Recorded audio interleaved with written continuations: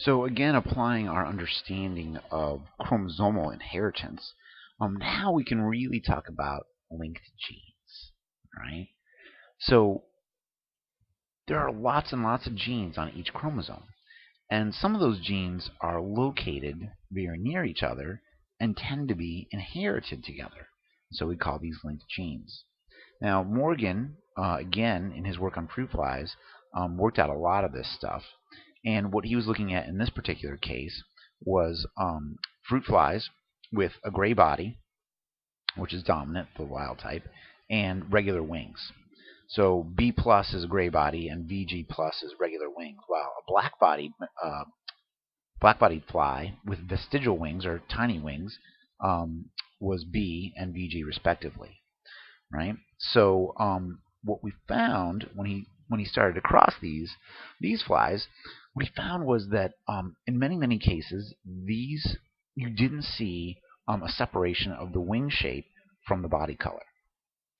So if that's the case, you could predict two hypotheses: that this was supposed to be genes located on different chromosomes, and you would expect a typical ratio from Mendelian genetics of 1 to 1 to 1 based on this cross. Now, if these genes were in fact never separated from each other, one could even hypothesize that it was one gene with a pleiotropic effect affecting body color and wing shape, or the fact that these genes were right next to each other and they never separated. You would expect a 1 to 1 to 0 to 0 ratio, that you would never see vestigial wings with a gray body or normal wings with a black body. Now, when he did the actual crosses, the results you can see at the very bottom of the screen here show that the vast majority of the offspring have these two characteristics linked. Most have either gray bodies and big wings or black bodies and small wings. But then there were some, a much smaller percentage, that had the recombination of these two characteristics: gray body with small wings, black body with big wings. All right?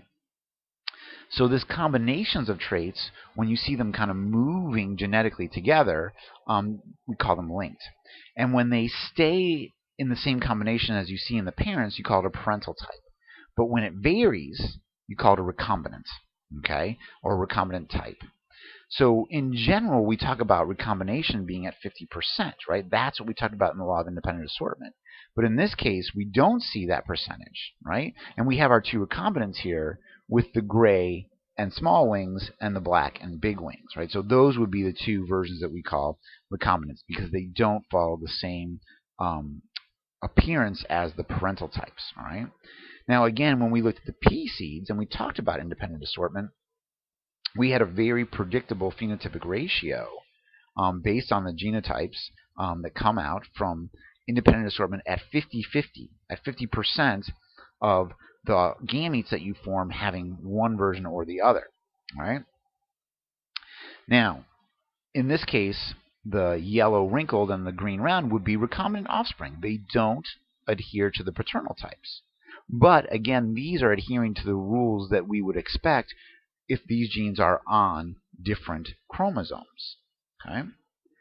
So, in fact, many genes, like we said, are located next to each other, but depending on how close they are to each other, we have to bring into account our other mechanism for promoting diversity in sexual reproduction, and that is crossing over.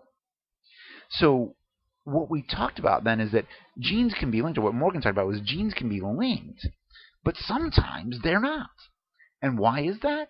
Well, because you get a crossing over event in between those two genes that we're looking at.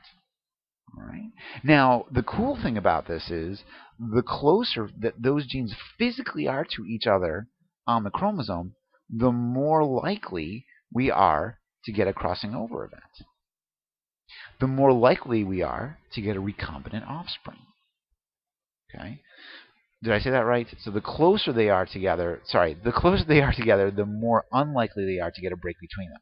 The further apart they are, the more likely they are to get a crossing over between them, right? But the point is that the percentage of crossing over is relative to the space between the genes. So we can actually use that as a measurement, right? So if you look at the recombination frequency, you can turn that into a percentage, and that percentage then you can turn into a genetic map. Right?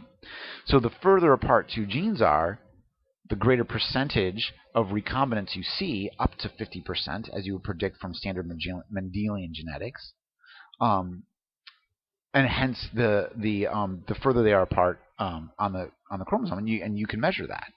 And so what you do is you take these percentages, you look at these genes like B and VG are 17. You see 17% recombination occurrence when you cross these fruit flies, but only 9% between B and CN, right?